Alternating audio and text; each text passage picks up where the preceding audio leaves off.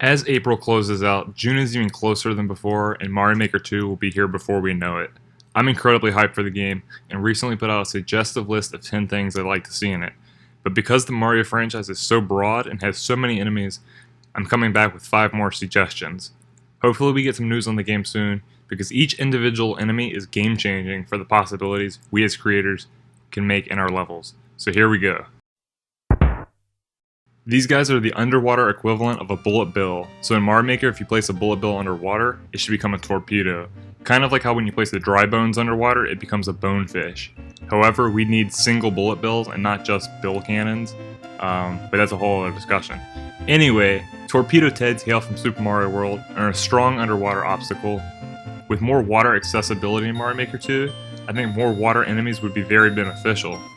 I've been recently playing some kazio hacks to get my Mario skills up to date for when the game comes out. And I played Quickie World, which is like a beginner hack basically. And then the third level, there's this section where you spin on a moving torpedo above water. A section like this with all the enemies and gimmicks in Mario Maker would be super interesting for a level. The torpedoes also return in New Super Mario Bros. U, where they have a homing red variant. As homing bullet bills are already in Mario Maker, you could probably get a homing torpedo by shaking it.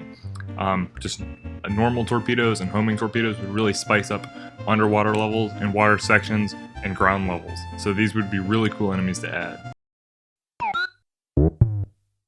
Out of all the things on my list, this is the enemy I'm almost certain will appear in the game when it releases, or that we may see them soon in like a direct or a trailer or something.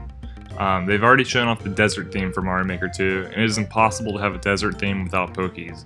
As they're an enemy with multiple layers, in Mario Maker it would be cool if you could control how tall they are, like if they're 3 tall or like 8 tall, or maybe even as tall as the entire level. So Yoshi can eat them like they're individual layers, but if he eats their head, they're done. So this would make cool levels and opportunities for Yoshi to shine, before you dump him off a ledge. The Super Mario World spin, which is like a movement technique that I love so much, also works on these guys. You can spin on top of Pokeys in the game. So you can spin across them as if they were platforms. I reference Grand Poo World 2 a lot in these videos, as Barb's levels in the game showcase a lot of the potential that these enemies have. But Pokeys are a staple of the desert levels, and we need them to give that desert feel to the game, and plus they're just great enemies in general. This enemy doesn't have as much kazio potential as the torpedoes do, or even the Pokeys. It's just a buzzy beetle that looks like a dry bones that will occasionally push out spikes and function more as a spiny. However, I think they're really aesthetically pleasing, and they're in Super Mario World and New Super Mario Bros. U. And like I said, they're like a dry bones beetle, and they work well in castle level. Even small enemies such as these can make a lot of aesthetic difference to your castle level, and sometimes I think the visual level is just as important as the crazy jumps you're making. Mario Maker also introduced the shellmet from the buzzy beetle and spiny shells, and it might be far-fetched, but they could possibly incorporate a third shellmet type from the Boney Beetle shell that can maybe switch between spiky and non-spiky variants, and that would be super interesting. Like, you can make a ton of levels just around that alone, but that's not why I have Boney Beetle on this list. I think they're kind of like an enemy you can just glance over, like they're kind of, you can write them off basically. But I just think putting that in your castle with dry bones would make your theme, it would be more thematically pleasing, and sometimes I think that's really important. As stated with Torpedo Ted, I think there needs to be more water-based enemies.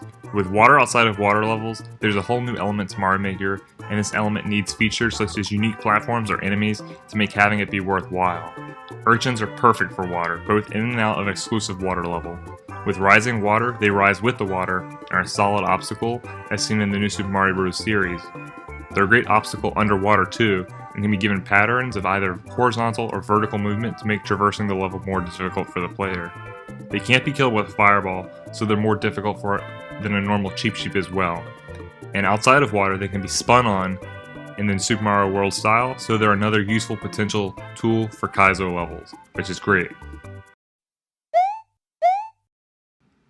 Super Mario World was my first Mario game, and as these guys are the first enemy in one of the first levels of it, Rexes are pretty iconic, and it's a shame that they haven't been used since.